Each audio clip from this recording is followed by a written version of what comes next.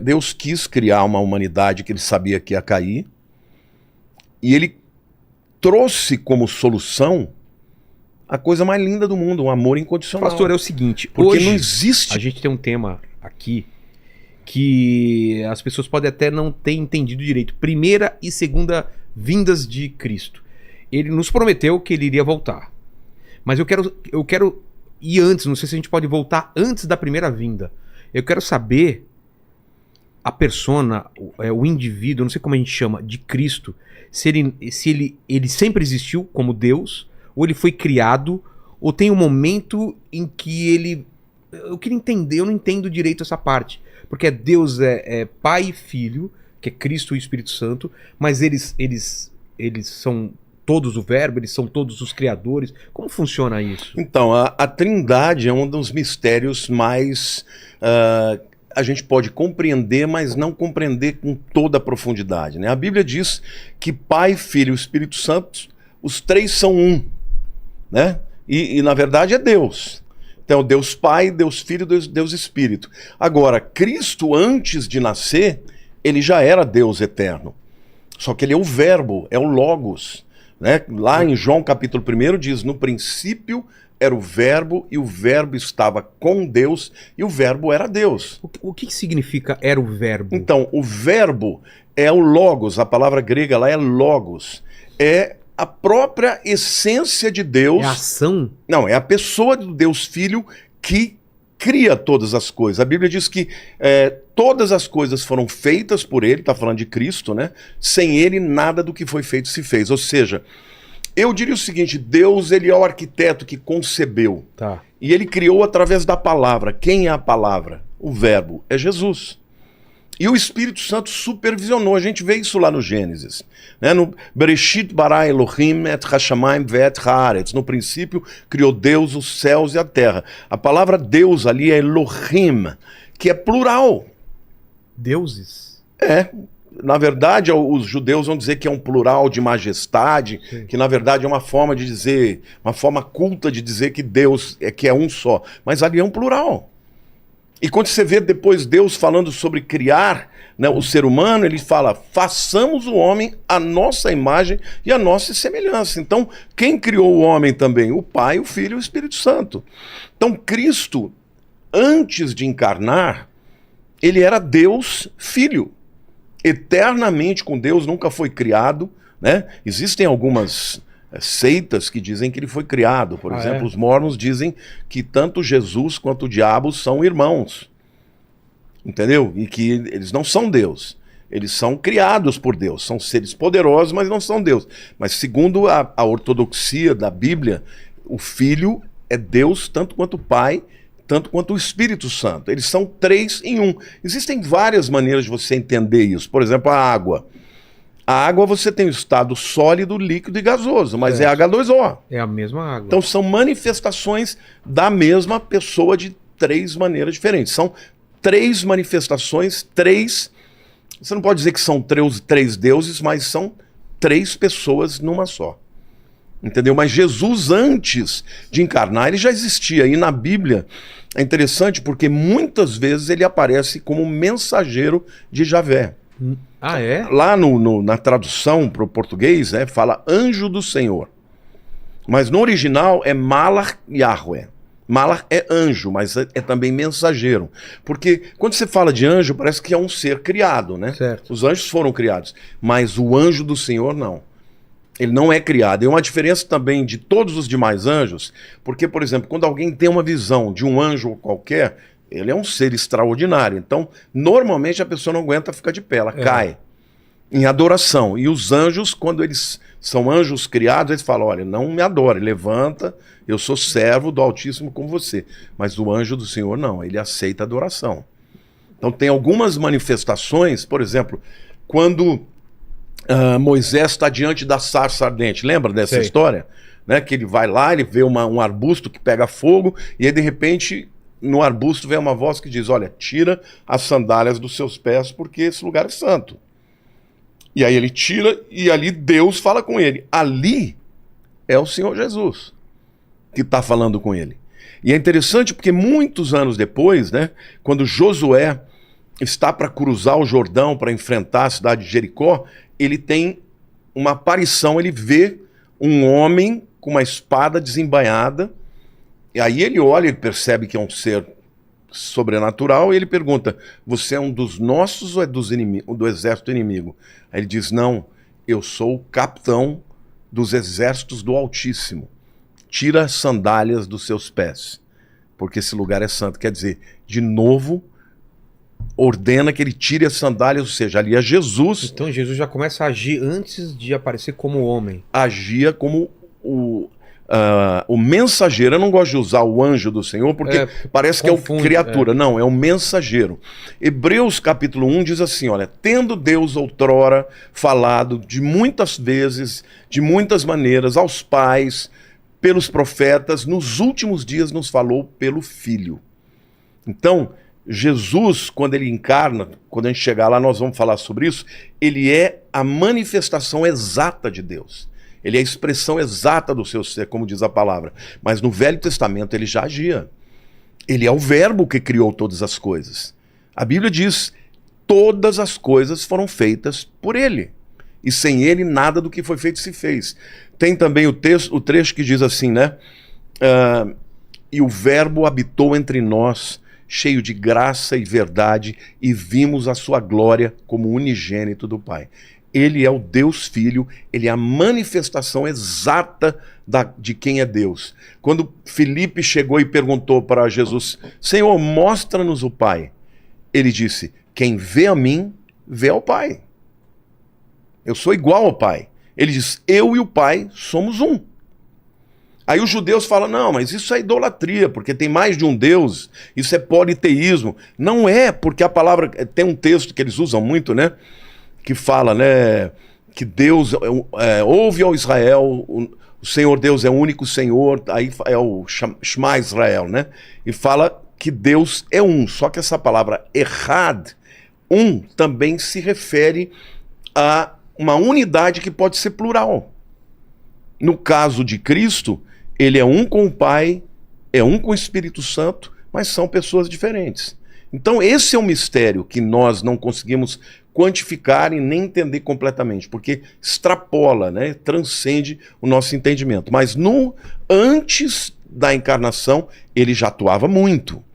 Por exemplo, no princípio era o Verbo, e o Verbo estava com Deus, e o Verbo era Deus.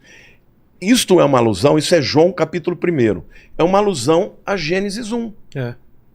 No princípio criou Deus os céus e a terra. Então, Deus o Pai, ele dá o comando, mas quem executa é o Verbo. Porque como é que Deus criou o universo? Pela palavra. Quem é a palavra? É Jesus. E depois, em seguida, o texto diz: e o Espírito de Deus pairava sobre as águas. É o Espírito Santo. Então o Pai, o Filho e o Espírito, os três estavam atuando juntamente na criação. Então, a luz, quando se fala faça-se a luz, tem alguma relação com Jesus ou não? Não, Jesus é a luz do mundo também. Mas não é nesse caso. Alguns afirmam que tudo criou a partir da luz que é Jesus, porque ele é o Criador, né? Yehi or, haja luz, e houve luz. Só que ali não pode ser Jesus, porque Jesus não foi criado, ele já existia. Entendeu? Mas ele é a luz do mundo. João também diz, né? Jesus falou, né? Ele tem diversas metáforas que ele usa para explicar quem ele é. Eu sou o pão da vida, né? Eu sou a água da vida, eu sou a luz do mundo, eu sou a porta. Ele usa metáforas para explicar para as pessoas quem ele é. Por exemplo, eu sou a porta. É óbvio que Jesus não é uma porta. Mas assim como uma porta você pode abrir e dar acesso, ele dá acesso a Deus. Entendi. Assim como uma porta ela se fecha e te dá proteção para quem está do lado de dentro, ele também nos dá proteção. Então ele usa de metáforas. Mas quem é Jesus? É o Deus Filho, é o Verbo de Deus, é o Criador de todas as coisas. E a Bíblia diz que tudo foi criado por ele e sem ele nada do que foi feito se fez. Então Jesus não é uma criatura, ele é o Criador. E quando se fala em Jesus no Gênesis, já se sabe, já se tinha o plano de ele se encarnar algum dia, ou isso veio pela queda? Não, isso está na eternidade. Ah, é? Desde a eternidade. Veja, nós já falamos aqui sobre... Mas você entendeu, né? Ele não veio por causa da queda. A sua pergunta é espetacular. Se não fosse feito, eu tinha que fazer. Tá. Porque ela é muito boa. Porque muita gente pensa que Jesus veio para esse mundo porque o homem pecou. Exato. Não. Ah, não? Ele é eterno. Tudo foi feito por ele e para ele. A Bíblia diz, por ele, por meio dele, para ele são todas as coisas. A Bíblia diz que aprove a Deus fazer convergir em Cristo todas as coisas. Cristo é o plano A de Deus. O Deus eterno, o Deus soberano, sempre soube que esse era o plano original. Ah, então quer dizer que Deus fez o homem pecar? Não, não é isso. É que, veja, do ponto de vista de alguém que é eterno, que sempre existiu, mas alguém que sabe tudo, e alguém que pode tudo, o que veio primeiro? O que ele sabia que o homem ia cair, ia precisar de um redentor, ou o fato dele ser soberano e decidir tudo? Para mim, a soberania dele está no mesmo nível do conhecimento dele, né? A onisciência dele. Então, Cristo já existia. Olha, tem um texto de Apocalipse que eu acho extraordinário para responder a tua pergunta. Apocalipse 13:8 diz assim, está falando ali Apocalipse 13 fala da besta, né? Fala do falso profeta, do anticristo. No versículo 8 diz assim, adorá-la-ão, né, o anticristo, as pessoas vão adorar, aqueles cujos nomes, adorá-la-ão aqueles cujos nomes não foram escritos no livro da vida do Cordeiro que foi morto desde a fundação do mundo. O que está dizendo ali? Que na época do anticristo, quem não tiver o nome escrito no livro da vida vai adorar a besta, o anticristo. Mas ali tem uma verdade que é extraordinária. Do Cordeiro que foi morto desde a fundação do cosmos. Caramba.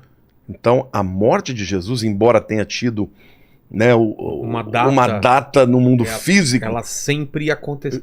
Já estava na eternidade. Entendi. Ele morreu antes de nascer. Caramba. Entendeu? Então, qual o significado disso, pastor? Desse sacrifício já está previsto, né?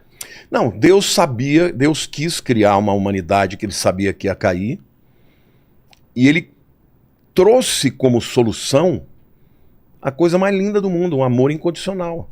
Porque não existe outra explicação senão o amor. Porque a Bíblia diz que nisto prova Deus o seu amor para conosco, pelo fato de ter Cristo morrido por nós, sendo nós pecadores. Cara, se você pudesse saber, por exemplo, que um amigo que você vai ter vai ser sacana com você, não era mais fácil você falar, não vou ter esse amigo? Mas Deus não. Ele sabe. Ele sabia que nós seríamos pecadores, que a gente pisaria na bola com ele, e ainda assim ele nos escolhe lá na eternidade. E ainda assim ele manda o seu filho Jesus para morrer por nós. Sabe, isso é extraordinário. Porque o amor de Deus é incompreensível. Está além do nosso entendimento, mas é um amor real.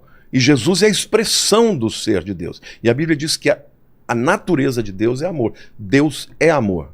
Não é que Deus ama, Deus é amor. Então, Jesus pré-encarnado é o mensageiro de Deus que muitas vezes ele apareceu. Você quer ver uma outra situação também icônica, tremenda?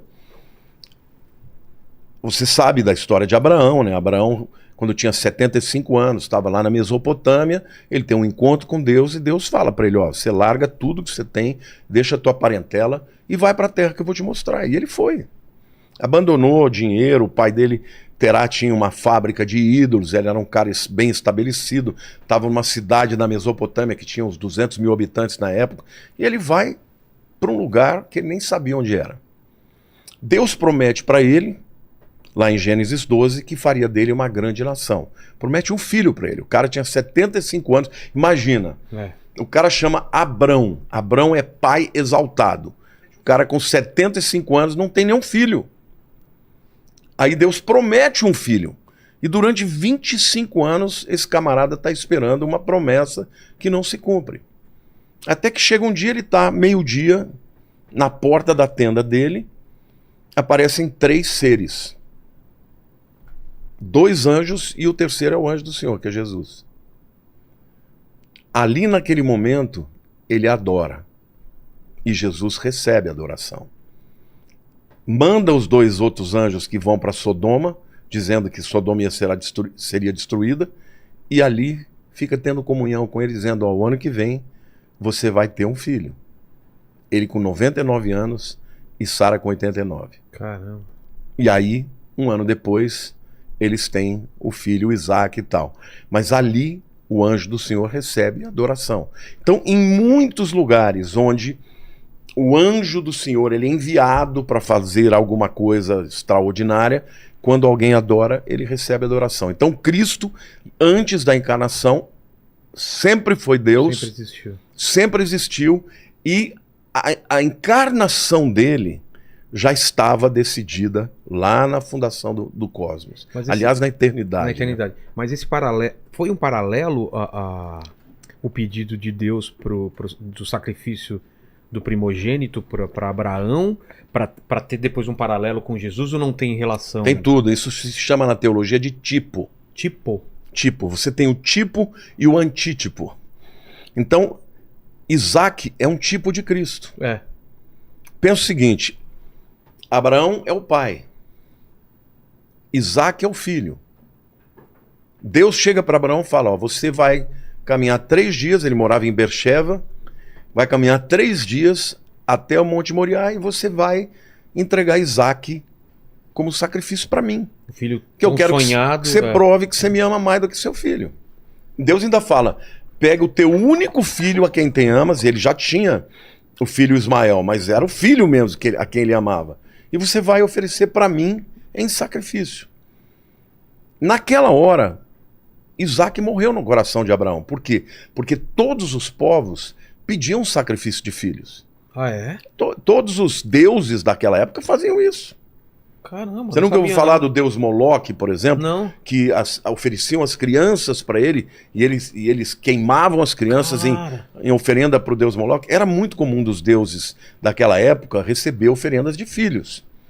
Então, não se esqueça, Abraão obviamente falou: pô, mas que loucura é essa? Diz que eu vou ser pai de nações, através dele tá pedindo para matar. Começa com Só que ele foi e levou o filho.